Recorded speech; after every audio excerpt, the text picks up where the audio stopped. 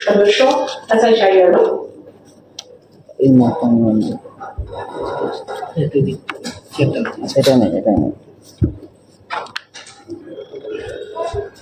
প্রথমে ধন্যবাদ জানাচ্ছি আমাদের সম্মানিত সভাপতিকে আমাদের ফ্লোর দেওয়ার জন্য।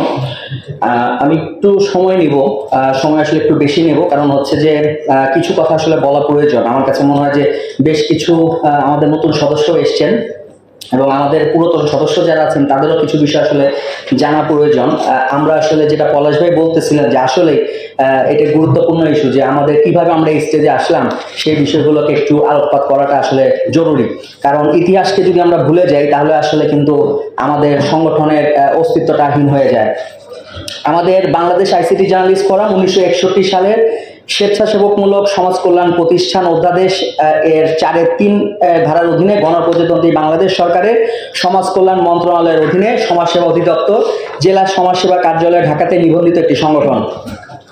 এবং এই সংগঠনের ইতিহাস, যেটি গুরুত্বপূর্ণ ইতিহাস, সেটা আমি এখন একটু বলতে চাই। সেটি হচ্ছে যে আমাদের সংগঠনের পথ চলা হয়েছিল যখন প্রতিষ্ঠা করেছিলেন কিছু আমাদের স্বনামধন্য আইসিটি সাংবাদিকরা, যে আমাদের আইসিটি জগতের যারা রয়েছেন, কাজ করছেন, তাদেরকে একত্রিত করে একটি সুন্দরভাবে পথ চলা শুরু হয়েছিল।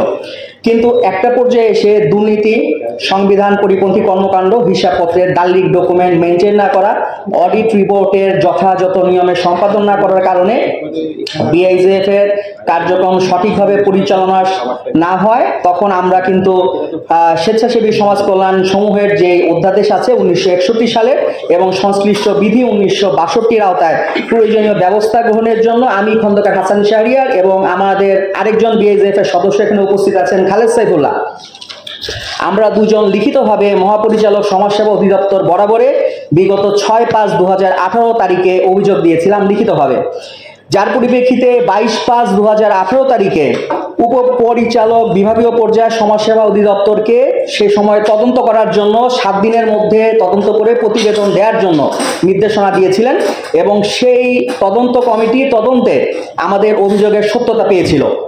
পরবর্তী পর্যায়ে বাংলাদেশ আইসিটি জার্নালিস্ট ফোরামের অনুমোদিত গঠনতন্ত্রের ধারা 18 অনুসারে সর্বশেষ যেটি সাধারণ সভা আমাদের হয়েছে 11/1/2022 তারিখে, সেই সভায় আমাদের আইসিটি জার্নালিস্ট ফোরামের গঠনতন্ত্রের 9 ধারা অনুসারে দীর্ঘদিন ধরে বাংলাদেশ আইসিটি জার্নালিস্ট ফোরামের সভায় অনুপস্থিত থাকা, সংগঠনের কাজে নিষ্ক্রিয়তা, সংগঠনের সদস্য চাঁদা পরিশোধ না করা এবং বিভিন্ন দুর্নীতির অভিযোগ থাকায় 21 জন সদস্যর পদ বাতিল করা হয়েছিল।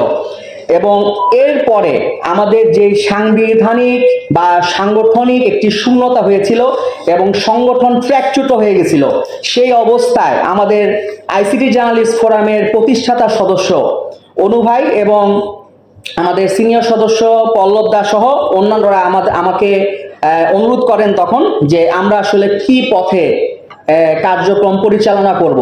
এর কারণ সমাজসেবায় আমাদের দীর্ঘদিন ধরে আমাদের যে সংগঠনের কাগজপত্র কমিটি অনুমোদন তার কোনো কিছুই করা হয় নাই, কোনো অডিট দেওয়া হয়নি, আমাদের সংগঠনের লাইসেন্স বাতিল পর্যায়ে চলে গেছে। এমন একটা সিচুয়েশনে যখন আমাকে অনুরোধ করা হয়, সেই অবস্থায় আমি দায়িত্বটি নেই যে ঠিক আছে আমি কমিউনিকেশন করব এবং সরকারের সর্বোচ্চ পর্যায় থেকে আমি সার্বিক সহযোগিতা নিয়েছি এবং সেটি নিয়েই সমাজসেবার রেজিস্ট্রেশন প্রক্রিয়াটি যেন বহাল থাকে আমাদের সংগঠনে, সেই কাজটি করেছি। সেই পর্যায়টাতে আমাদের যেটি আমরা আসলে জানিয়েছি লিখিতভাবে সমাজসেবাকে, যে আমাদের প্রতিষ্ঠাতা কমিটির মেয়াদ উত্তীর্ণ হয়ে গেলেও আমাদের জ্ঞানের অভাব ছিল, আমরা জানতাম না যে হালনাগাদ তথ্যাদি দিতে হবে, কমিটির অনুমোদন নিতে হবে, নির্বাচন করতে গেলে অনুমোদন নিতে হবে, অডিট করতে হবে, সেই বিষয়গুলো আমরা না জানার কারণে আমাদের সংগঠনের এই ঘটনাটি ঘটেছে। সুতরাং আমরা লিখিতভাবে তাদেরকে অনুরোধ করি যে আমাদেরকে একটি অ্যাডহক কমিটি গঠন করে দেওয়ার জন্য। তার পরিপ্রেক্ষিতে বিগত 9/3/2022 তারিখে জেলা সমাজসেবা আমাদের অ্যাডহক কমিটি গঠন করে, যেই অ্যাডহক কমিটির আহ্বায়ক ছিলেন মোজাহিদুল ইসলাম, সদস্য সচিব ছিলেন রাহিতুল ইসলাম রুয়েল এবং সদস্য ছিলেন মোহাম্মদ জাকির হাসান। এই 3 জন অ্যাডহক কমিটির মূল কাজটি ছিল যে আমাদের সমাজসেবা কার্যালয়ে প্রয়োজনীয় ডকুমেন্টগুলো অডিট করে দাখিল করা এবং একই সাথে ভোটার তালিকা তৈরি, নির্বাচনের পরিবেশ তৈরি করা। এই কাজটিতে যেই আমাদের একটা প্রথমেই আমরা ধাক্কা খাই সেটি হচ্ছে যে আমাদের সংগঠনের কাগজপত্র আপডেট না থাকার কারণে আমাদের ব্যাংক অ্যাকাউন্ট ছিল ফ্রিজ করা।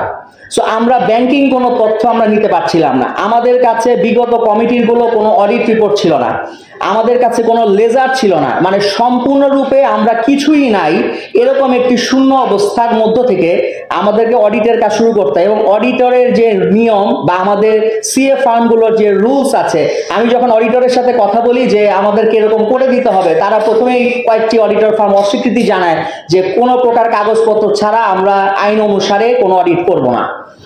আমি মানে নিজস্ব বলতে গেলে এক প্রকার ঝুঁকি নিয়ে বিশেষভাবে এই অডিট ফার্মকে দিয়ে আমি অডিট করাতে বাধ্য হই, কারণ না হলে আমাদের সংগঠনের অস্তিত্ব থাকে না। সেই পর্যায়টাতে আমরা অডিট করি এবং সেই অডিটে আসলে যেহেতু আপনারা বুঝতেই পারছেন আমাদের কাছে কোনো লেজার নাই, সো আপনি প্রিভিয়াস লেজার ছাড়া অডিট তৈরি করা মানে আমরা শূন্যের মধ্য থেকে তৈরি করছি।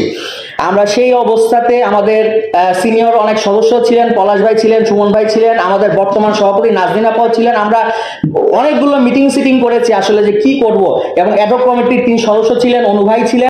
এবং এই অডিটের ক্ষেত্রে আরেকটি বিষয় বলতে চাই, সেটি হচ্ছে যে যেহেতু আমাদের মার্চ 2022 পর্যন্ত অডিট করে অ্যাডহক কমিটি স্বাক্ষরিত আমরা জমা দিয়েছিলাম সমাজসেবাতে, সেহেতু আমাদেরকে 1 জুলাই 2022 থেকে 30 জুন 2023 পর্যন্ত অডিট সম্পাদন করতে হয়েছে। কারণ নর্মালি আমাদের সরকারি নিয়ম অনুসারে সংগঠনের অডিট করতে হয় 1 জুলাই থেকে পরবর্তী বছরের জুন পর্যন্ত, কিন্তু যেহেতু অ্যাডহক কমিটি 3 মাস সময় কম পেয়েছিল, সেহেতু আমাদেরকে কিন্তু ওই 3 মাসটাও টেনে আনতে হয়েছে বর্তমান ইসির কাছে। এটি আসলে এর বাইরে কিছু করণীয় ছিল না। তো আমি কিছু প্রস্তাবনা এবার একটু বলতে চাই। আসলে আমার কাছে এই অডিটের ক্ষেত্রে যেটি মনে হয়েছে, যেটি আমরা বর্তমান ইসি যেটি দিয়েছেন, আমরা কাগজপত্র অডিট ফার্মের সাথে দেওয়ার সময় আমি যেটুকু দেখেছি, আমার কাছে মনে হয়েছে যে মোটামুটি ভাবে এটা মেইনটেইন করা হয়েছে। এবং আমি আশা করব আগামীতে যারা কমিটিগুলোতে আসবেন তারা ব্যাংক অ্যাকাউন্টের বাইরে ট্রানজাকশন দয়া করে করবেন না। এটি আমাদের আইনের মধ্যেও আছে যে ব্যাংক অ্যাকাউন্টের বাইরে কোনো সংগঠনের কিন্তু ট্রানজাকশন করার সুযোগ নাই। সুতরাং এটি আসলে মেইনটেইন আমাদের সংগঠনের সাথে করতে হবে। এবং যেহেতু আমাদের 1 জুলাই থেকে পরবর্তী বছরের 30 জুনের মধ্যে অডিট করতে হবে, সেহেতু আমার কাছে মনে হয় জুলাই মাসে আমাদের অডিটটা সম্পন্ন যাতে হয় সেই বিষয়ে প্রয়োজনীয় পদক্ষেপ যে কমিটি থাকুক না কেন তাদেরকে নিতে হবে। এবং প্রতি বছর আগস্ট মাসে যেন এজিএম হয়, এটি আমাদের এজিএম এই ফিক্স করে দেওয়ার জন্য আমি প্রস্তাবনা রাখছি। আরেকটি বিষয় আমি বলতে চাই যে আমাদের প্রতি বছর পিকনিকের একটা ইস্যু থাকে। পিকনিক কখনো কখনো আমরা দেখেছি প্রচন্ড গরমে হয়। আমার কাছে মনে হয় যেহেতু এজিএম, এই জন্য খোলামেলা আলোচনা করছি, কারণ আজকে আসলে আমাদের মেম্বারদেরই কথা বলার দিন। আমার কাছে মনে হয় যে প্রতি বছরের জানুয়ারি কিংবা ফেব্রুয়ারি মাসের মধ্যে যেন পিকনিক হয়, এই বিষয়টিও এজিএম আমি প্রস্তাবনা রাখছি। এটিও যেন পাশ থাকে, এতে করে কমিটি যারাই আসবে তারা জানবে যে প্রতি বছর তার কাজ কি করতে হবে।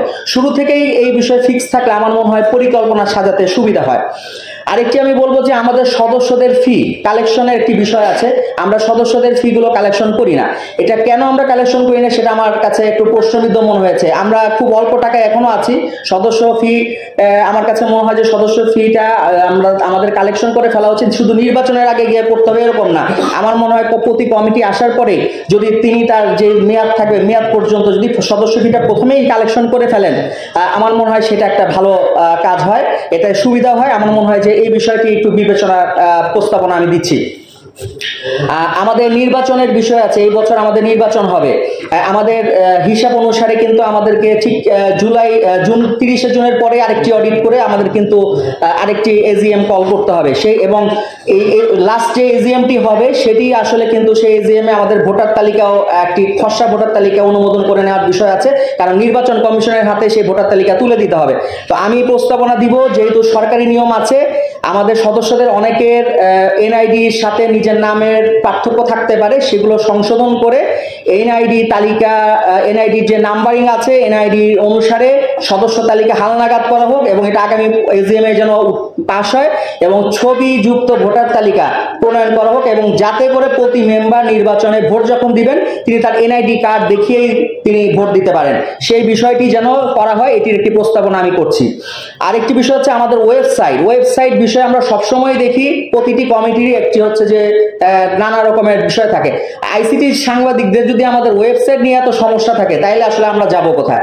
আমাদের ওয়েবসাইট একটা ফিক্সড হতে হবে। যদি ওয়েবসাইট করতে না পারেন একটা কমিটি করেন, আমার কথা হচ্ছে সাব কমিটি গঠন করেন 3 সদস্যের, তাদেরকে 90 দিনের সময়সীমা দিবেন।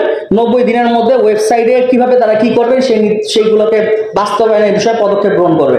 কারণ আমরা যদি ফিক্স করতে না পারি, আমরা যদি নিজেরা করতে না পারি, তাহলে অন্য যারা করে বেসিস বা অন্য যারা আছে তাদের সহায়তা নেন, কিন্তু ওয়েবসাইট দাঁড়াবে না, এটা হতে পারে না। আমাদের ওয়েবসাইট যদি দাঁড়ায়, সেখানে যদি আমরা ব্লগিং থাকে, সেখানে আমরা লিখতে পারি, আমাদের সুযোগ থাকে, আমরা আমাদের জন্য একটা রেভিনিউ আর্নের একটা সুযোগ থাকে। সো আমরা কেন এইটাকে আমরা অবহেলায় নষ্ট করতেছি? আমাদের প্রত্যেক মেম্বার যদি মাসেও একটা লেখা লিখেন, তাও তো আমাদের অনেকগুলো লেখা আসে। সো আমাদের 60+ মেম্বার আমরা লেখা পাবো না, এটাও কোনো কথা হইতে পারে না। আমার কাছে মনে হয় এই বিষয়টি কাজ করা প্রয়োজন, এবং এই ওয়েবসাইটটাতে যেন আমাদের মেম্বারদের কর্মস্থল, তার ঠিকানা, এগুলো আমাদের পরিবর্তন হয় নর্মালি। এইটি যেন মানে মোবাইল নাম্বার, ইমেল ঠিকানা, এই 4টি বিষয় এবং ছবি, এটা আপডেটের সুযোগটা যেন থাকে, সেই বিষয়টিরও প্রস্তাবনায় আমি যাচ্ছি, এটি যেন আসলে করা হয়ে থাকে। আর 2টি বিষয় আমি বলবো, একটা হচ্ছে বিএসএফ এর অফিস ইস্যুটা এসছে ইতিমধ্যে। আমার কাছে মনে হয় অফিস ইস্যুটা আপনারা দ্রুত ঠিক করবেন, কারণ আমাদের নেক্সট যে এজিএম এ আমরা ডিসিশন নেব, সেইগুলো করে নির্বাচনের প্রক্রিয়ায় যেতে গেলে আমাদের সমাজসেবায় কিন্তু চিঠি দিতে হবে এবং তাদের অ্যাপ্রুভাল নিয়ে এসে নির্বাচনে আসতে হবে। সেই প্রক্রিয়াগুলো করতে হলে আমাদের অফিস ঠিকানা যদি অস্থায়ী কার্যালয় হয়, সেটাও কিন্তু তাদেরকে জানাতে হবে যে আমাদের অফিস পরিবর্তন হয়ে অস্থায়ী কার্যালয় এখানে আছে এবং এতদিন থাকবে। তো সেটি আমাদের জানানোর জন্য এটি প্রয়োজন, সেই বিষয়টি আমাদের ইসি কমিটির দৃষ্টি আকর্ষণ করছি।